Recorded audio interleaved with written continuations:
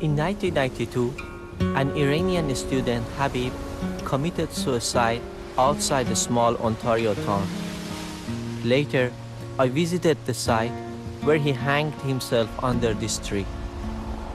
He was so determined to kill himself. When the rope broke on his first attempt, he was given a second chance at life. He never took it. Like me, Habib was an ex-political prisoner from Iran.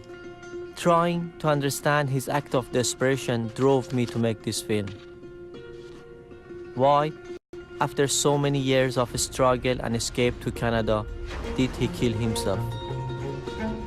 Wondering what images and memories Habib had carried in his head, I turned to my animation.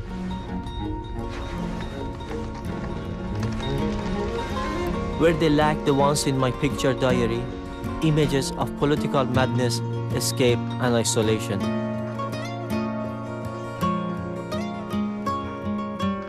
Images can provide a common language that brings people together from all over the world. If it were not for the conspiracy of silence shared by so many of us.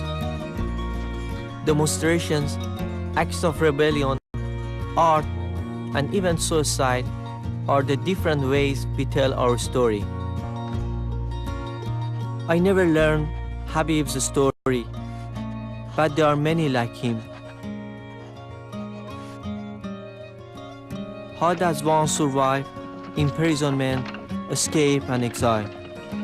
I needed to know how others would tell their stories.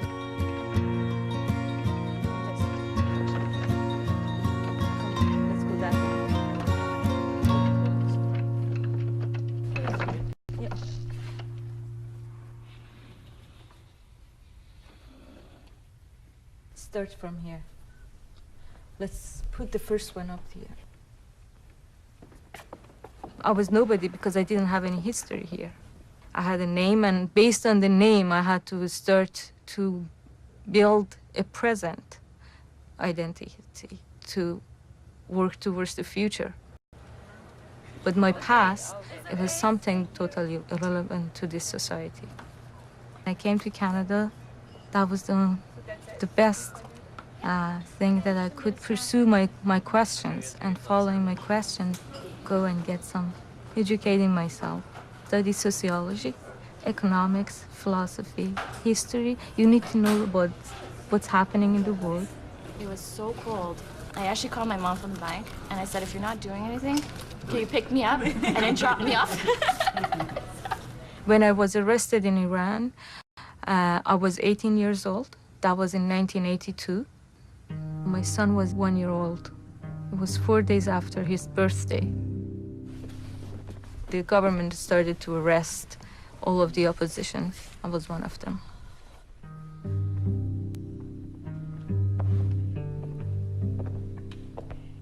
And they told my parents that we're just going to take her for a few questions. She's going to be out by tomorrow. I came out 8 years later.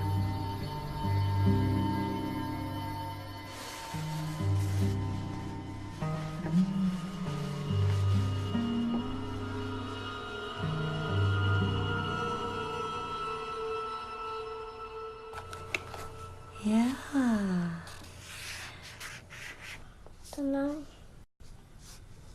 Oh. I don't know when my son It's black. can hug his father, and my daughter and me can hug each other. We are a family, but we are separate. I don't know why. Which color do you want to? This. Just red? The immigration tell me you have to wait and wait.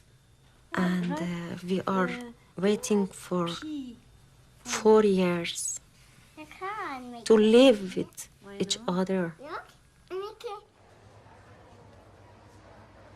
I was 19 years old.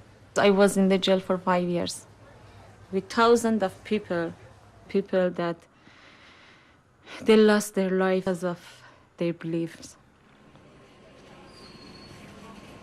I had a long way to come to Canada. The first impression was the cold. I felt I flew to the North Pole, actually.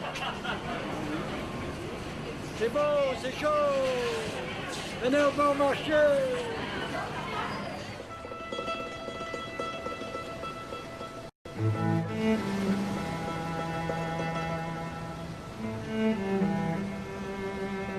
Wherever I go, basically I update different people and different communities on what is happening to Iranian people in prisons, to women and children, and in terms of the civil liberties of the population of Iran, which is being continuously and systematically abused by Islamic regime of Iran.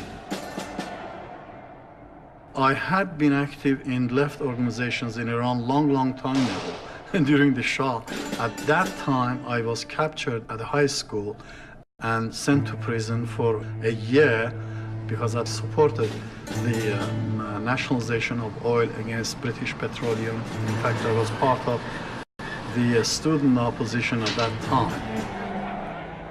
In 1953, the elected government of Dr. Mossadegh was overthrown by CIA conspiracy and the British intelligence. Both actually got together and used military force to overthrow his government and re-establish the dictatorial form of regime by the Shah. He was in the power for 27 years. We were in the revolution against Shah. We wanted to change. We wanted to have a democracy in our country, in speech, in every aspect, you know. The revolution in Iran happened during the 1979, and it overthrew the Shah government in the winter of 1979. It was a small period of time of liberty, the freedom. We had lots of demonstration, I do remember. They were asking questions because they wanted to change. Hier, on a fait une manifestation. On avait à peu près 10 ou 15 000 femmes, mais ils n'ont rien dit à la télé. On a fait des manifestations pour dire que le gouvernement libre n'a pas le droit de dire il faut ou il ne faut pas. C'est nous qui choisirons. Et c'est nous les femmes qui choisirons. I was arrested for numerous times. I was beaten yet let free. The rule of the Islamist force was not yet total. The direction of the revolution changed, and these ideas of freedom and democracy were betrayed. And unfortunately, we ended up with another dictator, Ayatollah Khomeini. The government used mainly intimidation tactics to intimidate the opposition groups into a state of calm or a state of obedience. ما نمیتونیم با اون حجاب و با اون چیزهایی که اونا میگن بتونیم اونقدر که دلمون میخواد و میتونیم به مریضای خودمون کمک بکنیم. During this time, civil and human liberty was attacked. Civil and human rights were under constant pressure. There was an escalating trend towards more and more violence, to the point that in 1981 there was a drastic change. I was captured by Hezbollah around the end of 1981, and I spent almost 8 years in many different prisons of Islamic regime in Tehran. It was evident for us that this is calling for our blood. This is calling for our life. This is calling for our self-sacrifice. But in my country, you can't have different idea and talk about that, you know?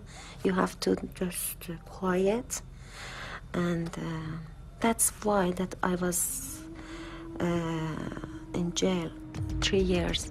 They arrested us, me and my husband. They put me in the trunk. We were in Tehran. They moved us to Ahvaz around 20 hours time. They sent me to the main jail in Tehran called Evin. It was crowded, awfully crowded. And when I got there, I was shocked. It was a room 5 by 9 meter or something like this. 92 people living in one room. And at the same time, there were 2 pregnant women there. Some people were talking, laughing. Another person and just was crying. Another person was praying. The kids were there, babies. We have to sleep like a book. It was like a book. You couldn't sleep like that because there isn't any space there. So it was the first night for me.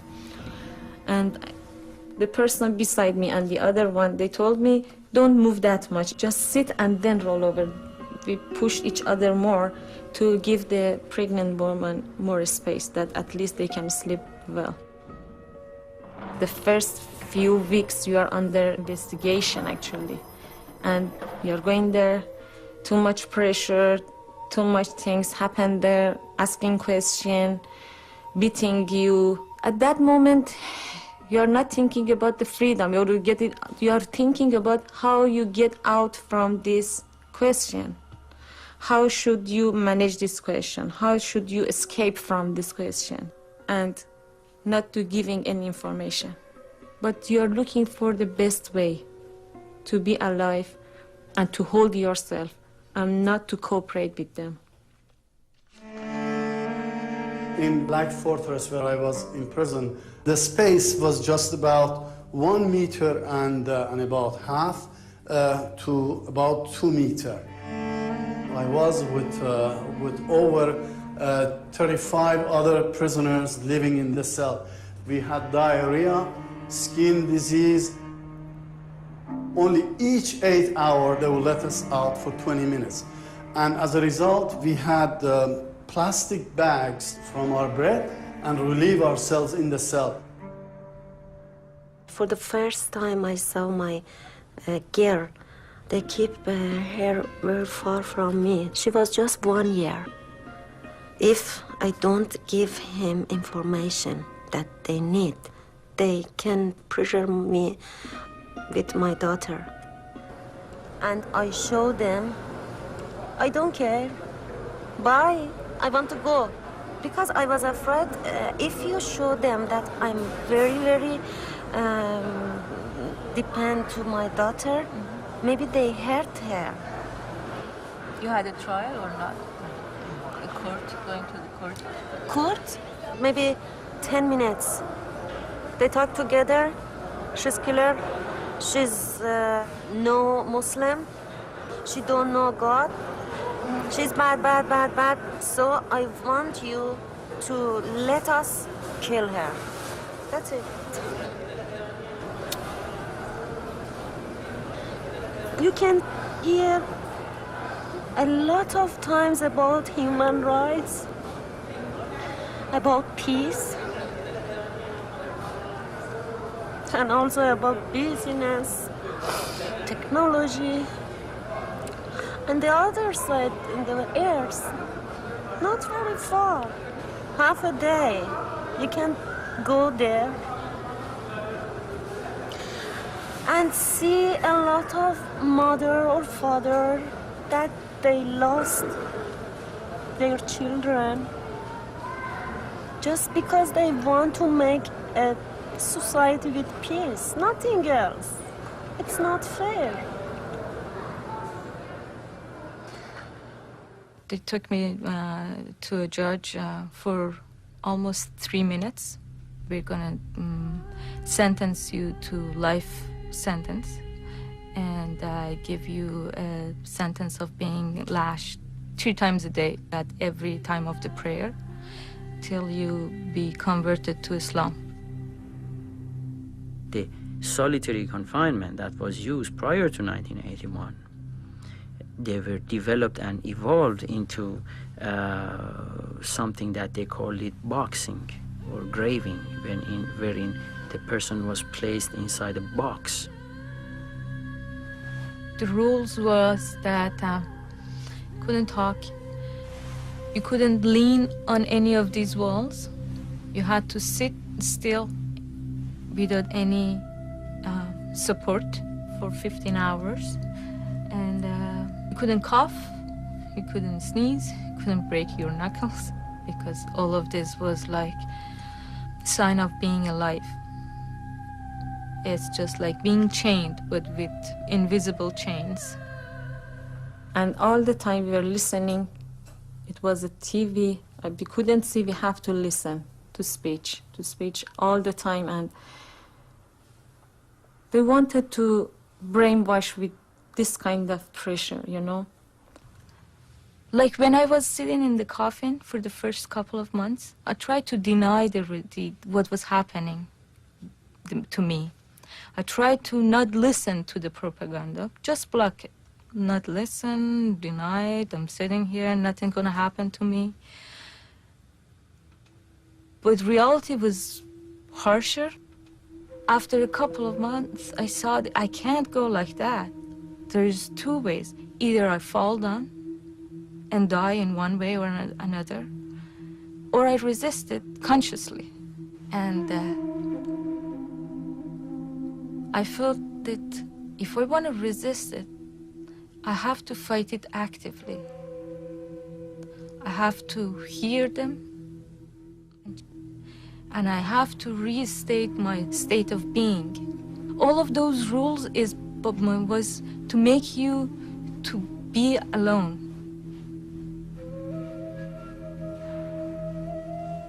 I tried to imagine, to picture my son's face or my mom's face, and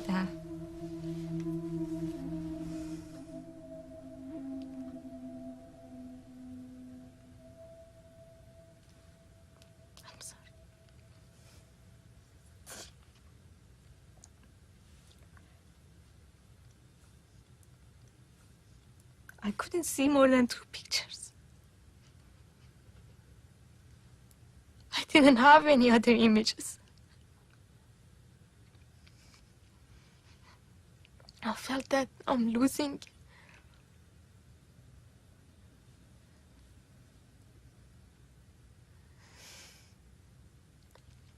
I got scared. I tried to remember my cousins' names, to remember names I couldn't remember. So I felt I really had to train my mind again, and worked hard to remember. And I was listening to everything, every little things coming from outside world. I was catching it, finding life, and seeing that it's not finished, and trying to challenge what they were trying to do with us, to say that there is no life. Just trying to find it.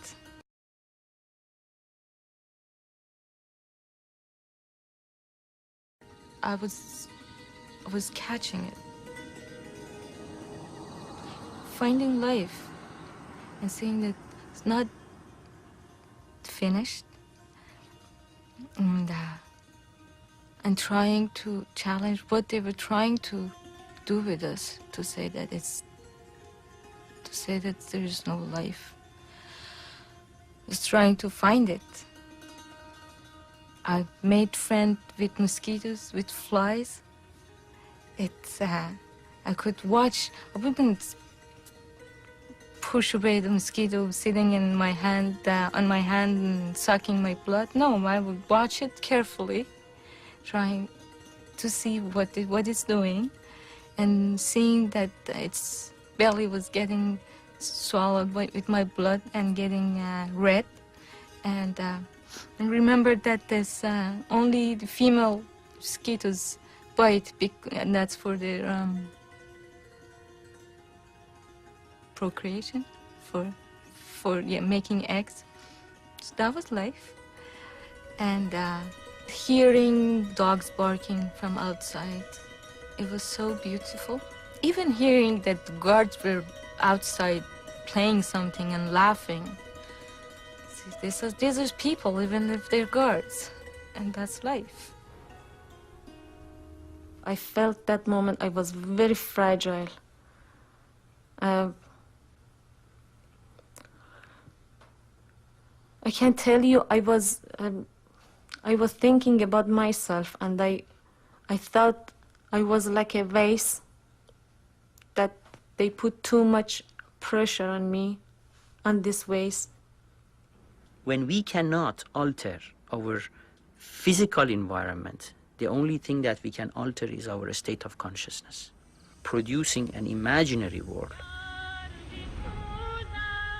I was listening to my music, sometimes it was really helpful. I even put my volume up and down. I didn't sing it, but just in my mind. With all the problem that I have in the jail, I have to hold myself. I have to hold my belief as a human being. And I tried my best to hold this broken vase together.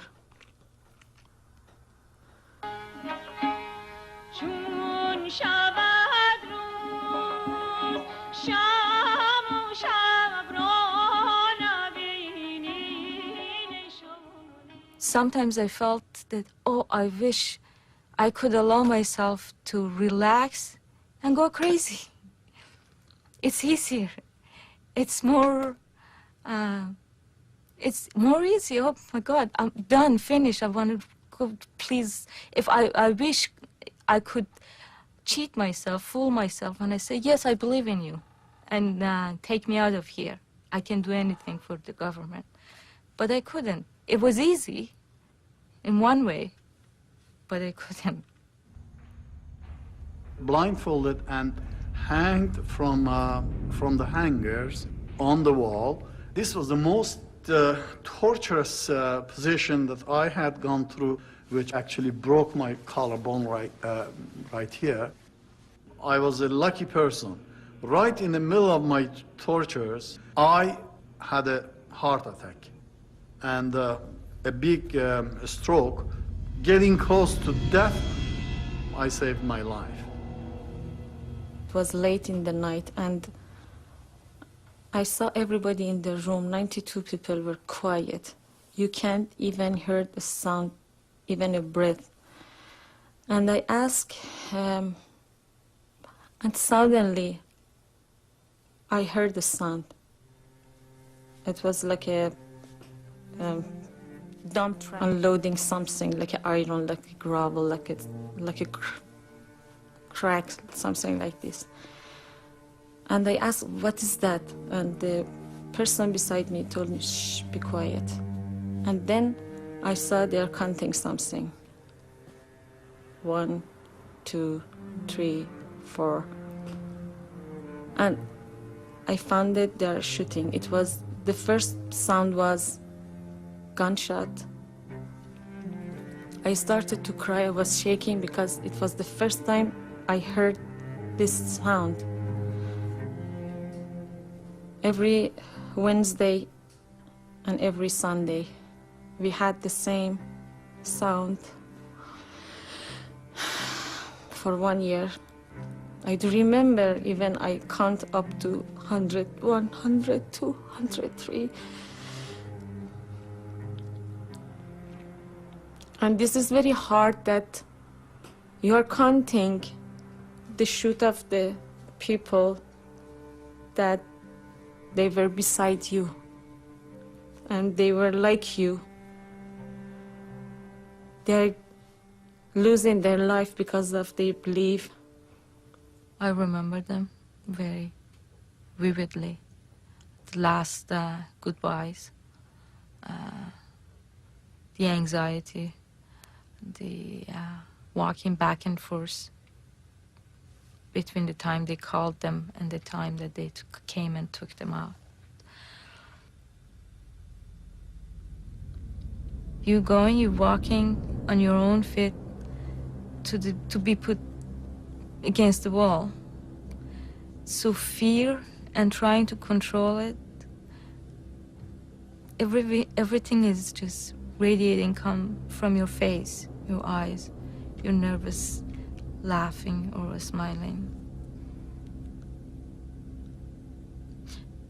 And you in my position, standing there, saying goodbye, saying it's okay, hugging, saying what?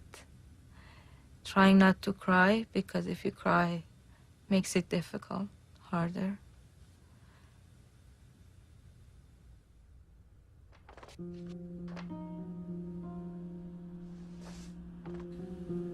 I was worried about my son. Then I sent him to the United States for studying. And he wanted to be an engineer. But after 2 years, he came back to Iran. He was a journalist. He printed the newspaper for political people. He believed in equality between the people, between men and women. He and his friends wanted to free the political prisoners, and the government soldier arrested him. After 2 months, I found him in the prison, and he was 6 months in prison. When I heard the news by radio program, I was shocked. And I didn't believe it. My son's name between the people that executed, oh, I was shocked. I was shouted very loud, very loud. I remember I ran away in the street and found my brother. And maybe for a while I lost my mind, I think so. At 21, he was father. At 22, he died. He was very handsome, very tall, very green eyes. Yeah. The government makes no effort to hide the way they are treated.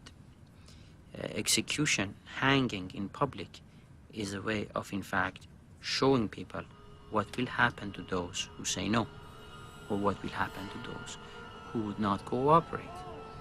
In a sense, the discipline is hacked on the body of the people. What matters is that the survival of the revolution and the survival of the Islamic regime stands way beyond any other respect for individual life or for individual well-being or even for the communal well-being. During 1981, the government in power succeeded in eliminating very successfully by mass genocide much of the political organizations in the society.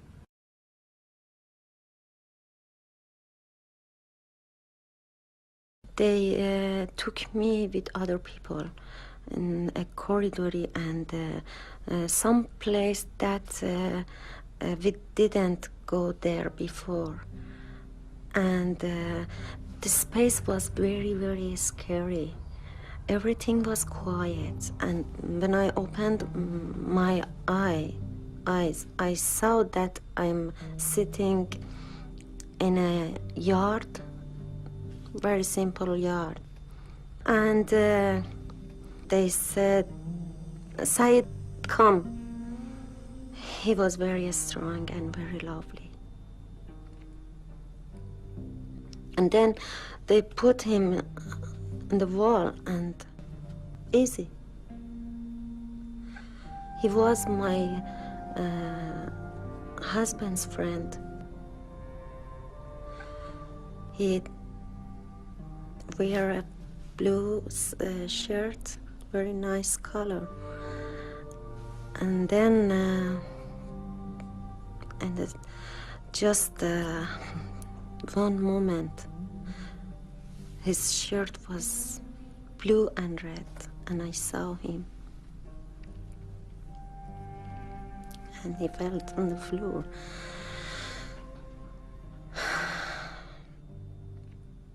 I couldn't think, how can I tell her, my friend, that your husband was shot, was killed? But I had to tell her because there was nobody else to tell her this bad news like me.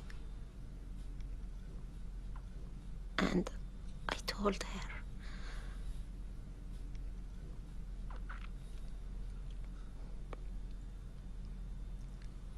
We hugged together, we cried together, and also we promised together that be strong. I get promise from her that be strong because of Said wants that, because you love him, and so be strong. It's not finished. We have to continue yet. And she promised me with her broken heart.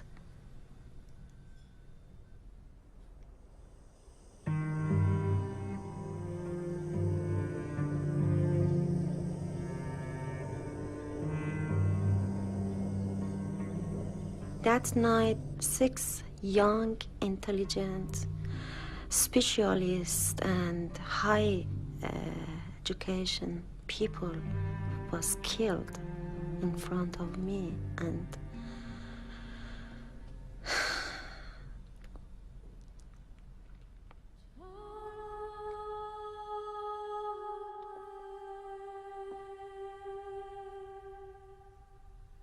I was in the coffins for 9 months. From the beginning, they started it till they closed it down. 90% of people went there. They broke. I mean, psychologically broke, politically broke, and it was going for too long. So my friends that we all went to that coffin, and I saw them again. We were all different. Very different, broken. What was happening to us was that a source of power was trying to destroy a group of people, to destroy them by taking their identity away, by taking their sense of autonomy and fill it with something else. Put them in the position of absolute powerlessness and absolute helplessness. That in that position, then you're ready to do anything, to follow any order. From 1981 up to 1989, we had as well the war with Iraq. And so during this time, the government used the war with Iraq as a pretext to continue with the policy of total terror, which ended in 1989 with the mass genocide of all opposition prisoners or political prisoners in the prisons of the Islamic government. They successfully eliminated up to 60,000 people, and they managed to bury their bodies in mass graves. The generation that we lost, friends and brothers, sisters, family, they are irreplaceable. It's an irredeemable rupture within the structure of the society and within the flow of the history in a society. So it's a wound that can never heal. the world did not really show much compassion, was not very well reflected in the world. What happened in 1990? They started to release temporarily people, prisoners like me. So they let us out, for example, for 1 week. And after the 1 week, our parents were supposed to take us back. I could convince my parents not to take me to the jail. If they want me, they can come and take me back. Many prisoners who were released, shortly after they were brought back to prison and they were hanged. I decided to leave Iran secretly, not even telling my wife where I was going and what I was doing. I got the fake passport, and the picture was the woman that she was older than me, 15 years older than me. So I was very thin at that moment. The first time in my life I put color on my hair, blonde. And then I have to change my eyebrow to make it shorter. Put a lot of dress on myself. I have to be more larger, you know, and to be fit with the picture, you know. The border was on the top of like hill, and we were down a little bit. And the two smugglers, they told us that that's up there is the border. And from here to there, we don't have any coverage. So we have to run this distance. We ran and till we passed the border, and after we ran a little bit more, then they said, okay, now we're safe. But then we had to worry about the Turkish guards and soldiers. I felt sad that I felt that it's gone. I can't go back there. And I'm leaving everything else behind those mountains. The airplane started to move. I couldn't stop myself. I was crying hardly. It flew and I was looking at my city, the place I was born, the place that I was in the jail for 5 years. It was my place. I have to leave, and I told myself how long I have to be apart from here. And for 1 hour, 1.5 hours, I couldn't stop myself. I was shaking and crying.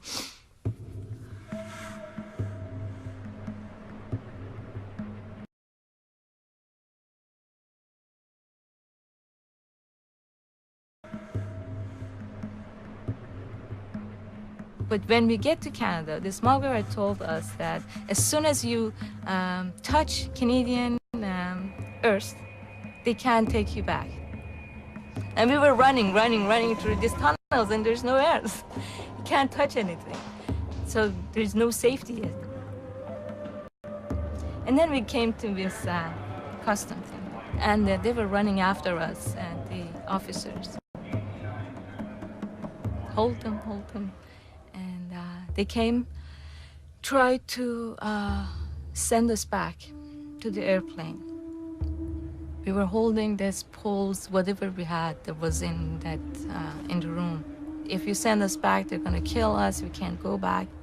I was lucky. I had some papers documenting my stuff that showed I was a prisoner. I had my letters from jail, Evan prison, for example, showing that my claim is not a false claim.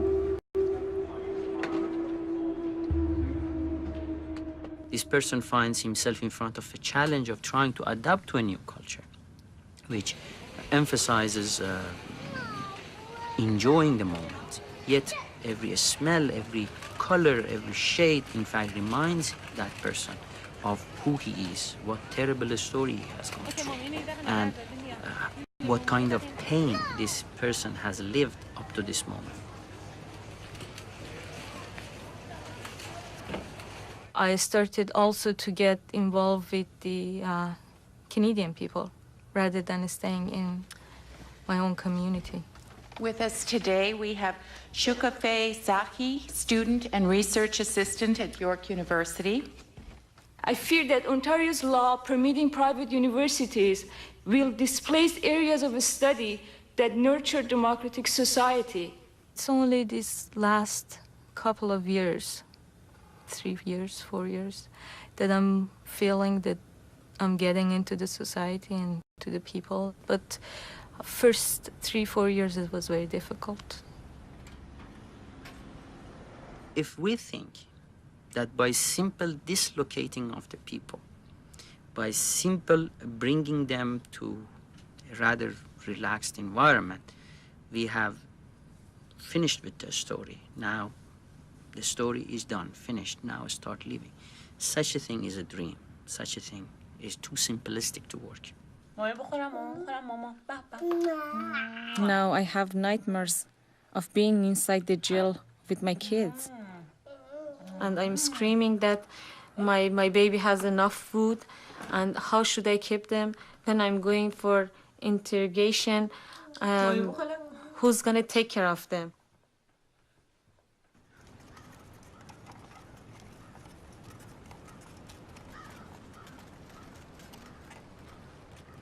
The pain of survival stays with us, stays with all those that they have gone through such kind of experience for a long time to come.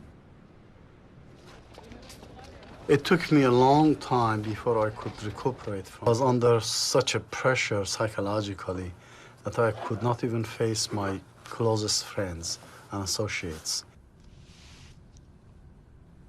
Ex-political prisoners do not want to open themselves. Solitude is something that builds a wall around these people, a protective wall. Those who have gone through this experience, their eyes are opened up to the capability of all mankind to inflict such kind of evil. And this sensitivity, this intuitive sensitivity remains in them.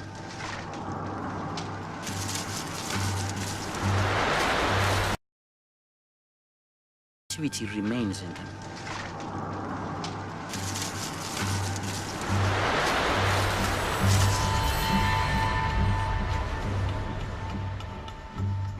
Normally, they say that every suicide has a suicide note. But this man leaves us no note, nothing.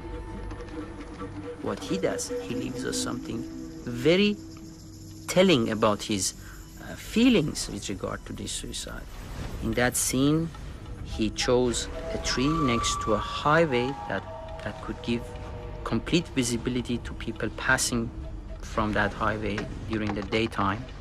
That highway was going to a university, a place that is very meaningful for student political activists. He uses a rope. This rope breaks, snaps. Now he gets his second chance in life.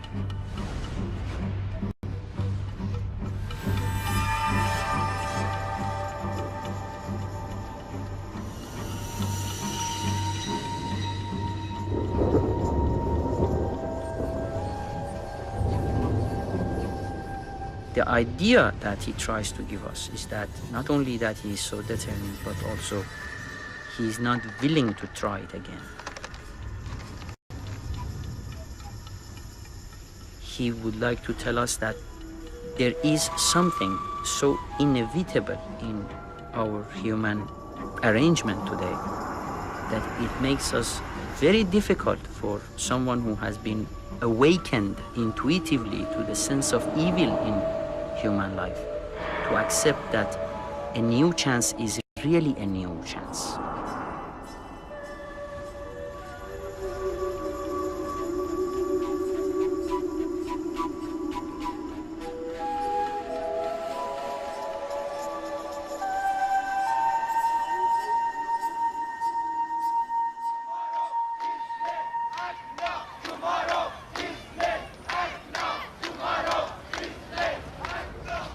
One thing that strikes us when we come to a country like Canada is that these sorts of problems are looked upon as problems of others.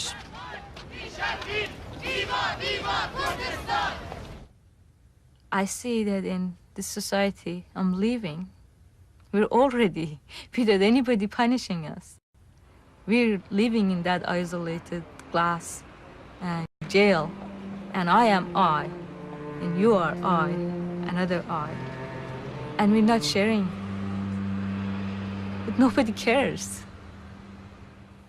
That was one of the first terms that I learned here, that who cares?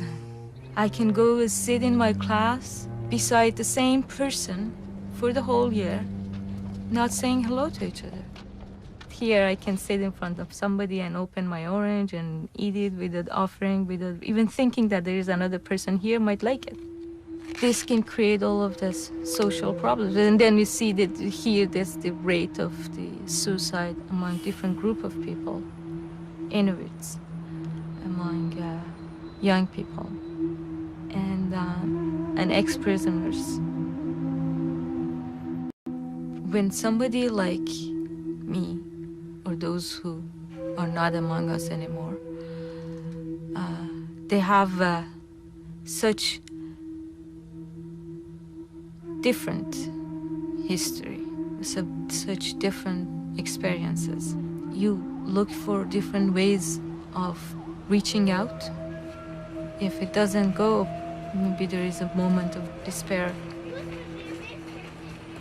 that you can't go anymore.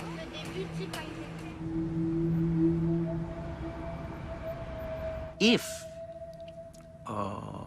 human society at large shows itself capable of sharing that pain,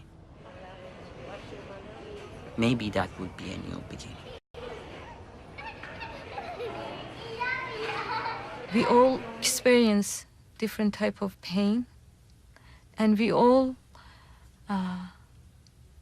try to somehow overcome this.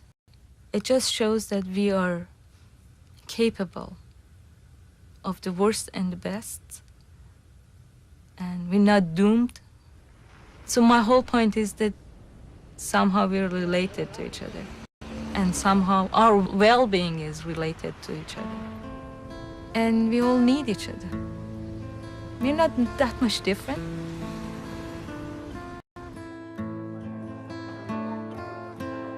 پاییز آمد در میان درختی، لانه کرده کبوتر از تراوش باران زد.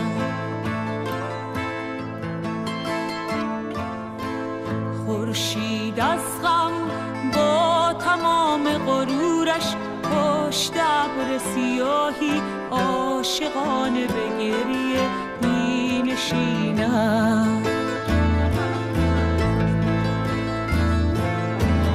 من با قلبی به سپیدی روز با امید بهاران می روم به گلستان، همچو عطر عقاقی لابلای درختان می نشینم.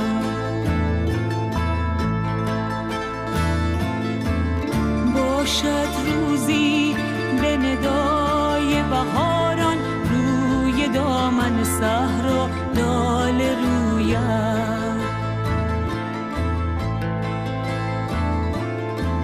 شعر هستی بر زبانم جاری، پرتوانم آری، میروم در کوه و دشت صحرا.